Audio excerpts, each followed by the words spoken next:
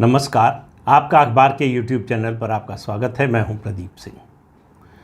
All India Muslim Ittehadul Muslimeen के नेता AIMIM के नेता असदुद्दीन ओवैसी ने एक ख्वाहिश जाहिर की। उनसे सवाल पूछा गया था किसी और विषय पर, उन्होंने जवाब दूसरी तरह से दिया। उनसे सवाल पूछा गया था ऋषि सुनक के ब्रिटेन का प्रधानमंत्री बनने पर। उसके जवाब में उन्होंने ये नहीं कहा अच्छा हुआ, बुरा हुआ, कैसा हुआ, उनको क्या लगा। उन्होंने कहा कि उनको उम्मीद है कि उनके जीवन में या उनके जीवन के बाद एक हिजाब पहनने वाली लड़की भारत की प्रधानमंत्री बनेगी एक दिन। मैंने ये उनका बयान देखा, वीडियो देखा, तो मुझे लगा कि जो है उनकी बात सही हो सकती है। तो ओवैसी साहब, आपकी बात बिल्कुल सही हो सकती है, ऐसा हो सकता है। लेकिन ज़रा सा आप अपने आसपास नज़र डालिए, अपने समुदाय, अपने समाज पर नज़र डालिए। दुनिया में 52, 53, 53 इस्लामिक देश हैं। किसी एक देश में हिजाब पहनने वाली लड़की प्रधानमंत्री या राष्ट्रपति है क्या? आखिर क्यों नहीं है? इसके लिए कौन जिम्मेदार है? इसके लिए मोदी जिम्मेदार है?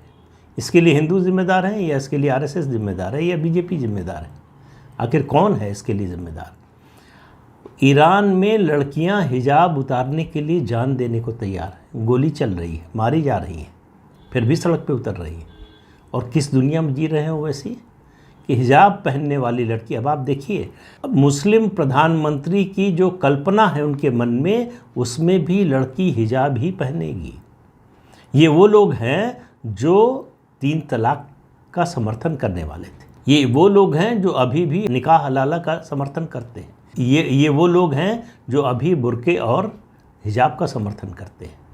तो ये महिलाओं को पिछड़ा रखना चाहते हैं, दबा कर रखना चाहते हैं, अपनी संपत्ति मानते हैं, तो इसलिए ये सब कर सकते हैं। ऐसा व्यक्ति चाहता है कि इस देश की प्रधानमंत्री एक मुस्लिम लड़की या मुस्लिम महिला बने जो हिजाब पहनती हो। उनके तसव्वुर में, उनके ख्याल में भी जो है बिना हिजाब की महिला नहीं है। मुस्लिम महिला उनकी ज़रख़रीद गुलाम है, तो उसको गुलामी में ही रहना चाहिए। दूसरी बात, ऋषि सुनक की बात थी, उनके मुद्दे पर पूछा गया था सवाल। तो उनको ये पता होना चाहिए ओवैसी साहब को कि ऋषि सुनक ब्रिटेन के प्रधानमंत्री बने हैं तो इसलिए नहीं कि वो हिंदू हैं, इसलिए नहीं कि वो मंदिर जाते हैं, इसलिए नहीं कि वो हाथ में कलावा पहनते हैं, इसलिए नहीं कि वो गौ सेवा करते हैं, इसलिए नहीं कि उनको हिंदू होने पर कोई शर्म नहीं है, इसलिए भी नहीं कि वो अपनी हिंदू आइडेंटिटी, अपनी हिंदू पहचान को छिपाते नहीं, उस पर उनको कोई शर्म नहीं है, उनको उस पर गर्व है। लेकिन इनमें से किसी भी कारण से वो ब्रिटेन के प्रधानमंत्री नहीं बने हैं। वो ब्रिटेन के प्रधानमंत्री बने हैं अपनी योग्यता के कारण और राजनीतिक परिस्थितियों के कारण। वो निर्वाचित प्रधानमंत्री नहीं है। ब्रिटेन की जनता ने उनको चुना नहीं है, सांसदों ने चुना है। और किस परिस्थिति में? जब बोरिस जॉनसन का इस्तीफ़ा हो गया, उसके बाद लिज ट्रस का इस्तीफ़ा हो गया, उसके बाद प्रधानमंत्री पद की दौड़ से बोरिस जॉनसन ने उसमें शामिल होने से मना कर दिया। और इतना ही नहीं, जो तीसरी उम्मीदवार थी उन्होंने भी अपना नाम वापस ले लिया। तो ब्रिटेन के सामने, बल्कि ब्रिटेन के सांसदों के सामने, टोरी सांसदों के सामने और कोई विकल्प नहीं था सिवाय ऋषि सुनक को चुनने के। और क्यों चुना? क्योंकि उनको ये उम्मीद है, ये भरोसा है बहुत से लोगों को कि ब्रिटेन जिस आर्थिक संकट से जूझ रहा है उससे अगर कोई निकाल सकता है उसको, तो ऋषि सुनक ही निकाल सकते हैं। इस भरोसे के कारण वो उनके चमड़े का रंग कुछ भी होता, उनकी आस्था कुछ भी होती, तब भी वो चुने जाते हैं। तो ये गलतफहमी दिल से निकाल देनी चाहिए भारत में तमाम लेफ्ट लिबरल इकोसिस्टम के लोगों को कि वो ऋषि सुनक किसी माइनॉरिटी कोटे से चुनकर आए। किसी माइनॉरिटी कोटे से उनका चुनाव नहीं हुआ है। तो उनको इसलिए प्रधानमंत्री नहीं बनाया गया है कि वो हिंदू समुदाय से आते हैं, और हिंदू समाज जो है ब्रिटेन में अल्पसंख्यक है। ब्रिटेन में हिंदू समाज के अल्पसंख्यक होने और ऋषि सुनक के प्रधानमंत्री चुने जाने का कोई संबंध नहीं है दूर दूर तक। लेकिन ये गलतफहमी लोगों ने पाल नहीं ली है। ये एजेंडा है, ये एक नैरेटिव बनाने की कोशिश हो रही है। इस नैरेटिव का मकसद क्या है? आप देखिए, तुरंत इसमें कूदे चिदम्बरम और शशि थरूर।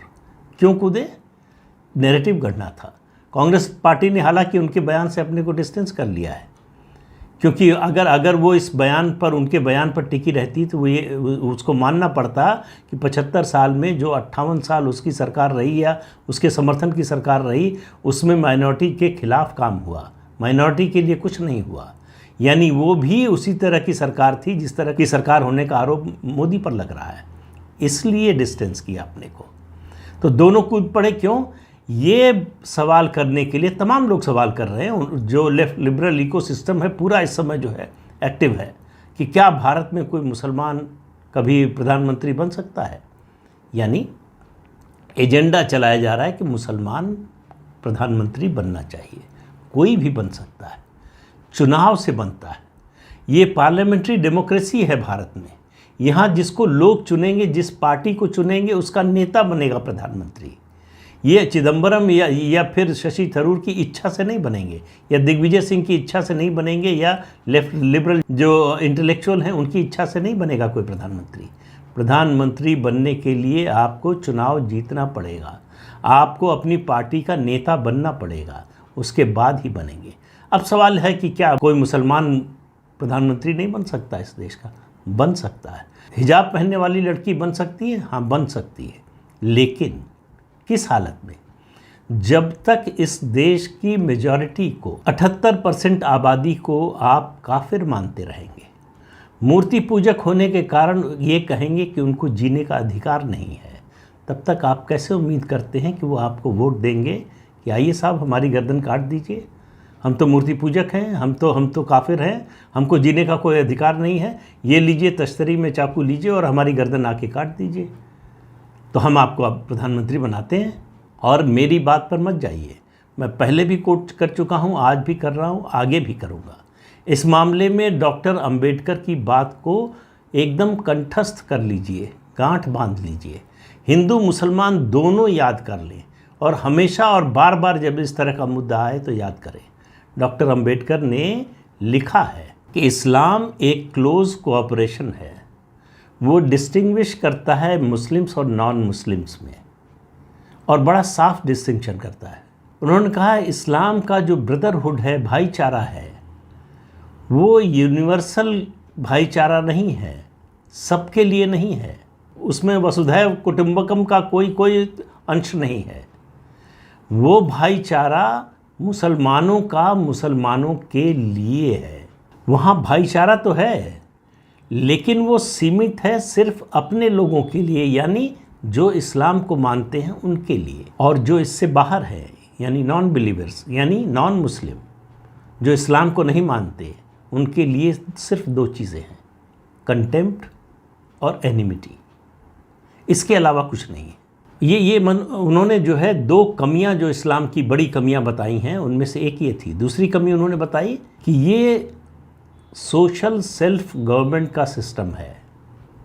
इसका मतलब क्या हुआ कि इसमें किसी भी मुसलमान की, उसकी जो निष्ठा है वो जिस देश में रहता है उस देश के प्रति नहीं होती है। उसकी पहली निष्ठा अपने मजहब के प्रति होती है, उसकी निष्ठा पहले मजहब के प्रति है, उसके बाद देश आता है। और आगे जो कहते हैं उसको बहुत ध्यान से सुनिए कि इस्लाम कभी इस बात की इजाज़त नहीं दे सकता एक सच्चे मुसलमान को कि वो भारत को अपना देश माने और हिंदुओं को अपना भाई बहन माने। और उन्होंने कहा कि शायद यही कारण था कि मौलाना मोहम्मद अली, बहुत बड़े मुस्लिम स्कॉलर हुए, मौलाना मोहम्मद अली, जिनको उन्होंने कहा कि वो महान भारतीय थे, लेकिन इसके बावजूद उनकी इच्छा के मुताबिक उनको हिंदुस्तान में नहीं जेरूसलम में दफनाया गया। अब आप देखिए डॉक्टर अंबेडकर की बात को ध्यान से सुनिए। एक बात सुनिए, जो ओवैसी साहब कह रहे हैं, उनकी जो इच्छा है, उनकी जो आकांक्षा है, वो पूरी हो सकती है जिस दिन, मैं कह रहा हूँ कि ज़रूर पूरी हो सकती है जिस दिन मुसलमान इस देश के प्रति उसकी निष्ठा उसके मजहब से ऊपर हो जाएगी। जिस दिन वो देश को पहले मानेगा, राष्ट्र प्रथम की भावना जिस दिन आएगी किसी भी समुदाय में, उस दिन उस समुदाय का नेता, यहाँ का मुख्यमंत्री, प्रधानमंत्री सब कुछ बन सकता है। लेकिन ऐसा इस्लाम के जो मानने वाले हैं उनके साथ हो नहीं सकता, ऐसा जो क्रिश्चियनिटी के मानने वाले हैं उनके साथ हो नहीं सकता। ये अब्राहमिक रिलीजन की समस्या है, उनके लिए उनका ईश्वर ही एकमात्र है और अंतिम है। और सनातन के मानने वाले जो हैं उनकी आस्था ये है कि जीव में ही नहीं पदार्थ में भी ईश्वर का वास है। निर्जीव चीज़ों को भी पूजते हैं, जीवित चीज़ों को भी, हम नदियों को भी पूजते हैं, हम पेड़ पौधों को भी पूजते हैं। तो इसलिए जो है जहाँ इस तरह की संस्कृति हो वहाँ इस्लाम को मानने वाला कभी प्रधानमंत्री इस देश का शासक नहीं हो सकता डेमोक्रेसी के ज़रिए। 2000 साल आपने राज किया है तलवार के बल पर, लोगों की इच्छा से नहीं।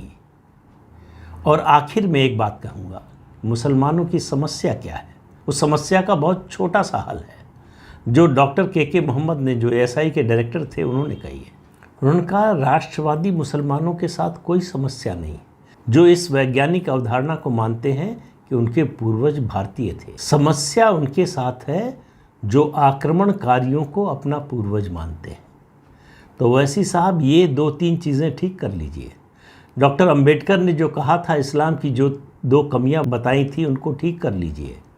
जो के मोहम्मद साहब कह रहे हैं उस पर आचरण करिए, तब सोचिएगा कि हिजाब पहनने वाली लड़की प्रधानमंत्री बन सकती है या टोपी पहनने वाला लड़का बन सकता है, और बन भी सकता है कि नहीं। जब तक ऐसा नहीं होता है तब तक इसका सपना भी मत देखिए। फिर कह रहा हूँ, डेमोक्रेटिक तरीके से ये कभी नहीं हो सकता। छोटी छोटी बातें करते हैं। उन्होंने प्रधानमंत्री पर हमला किया क्या कहकर कि जो है वो जो प्रतीक हैं मुसलमानों के उनका विरोध करते हैं, हलाल का विरोध करते हैं। तो भाई आप झटका का समर्थन करते हैं क्या? तो बात वही है कि जब आप एक उंगली दूसरे की तरफ उठाते हैं तब 3 उंगलियां आपकी तरफ उठती हैं। तो पहले अपने गिरेबा में झांकिए ओवैसी साहब, फिर इस तरह के सपने देखिए। ये सपना आपका उस देश में कभी नहीं पूरा होने वाला है जिस देश के नागरिक अपनी संस्कृति पर गर्व करते हैं और जिस देश के लोग अपने राष्ट्र को प्रथम मानते हैं। राष्ट्र में उनकी निष्ठा सर्वोपरि है। जिस दिन ये सोच आपकी बदल जाएगी उस दिन आपको पता चलेगा कि आपके लिए कोई भी सपना देखना और उसको पूरा करना मुश्किल काम नहीं है। लेकिन तब तक के लिए इस ख्याल को भी निकाल दीजिए दिल से।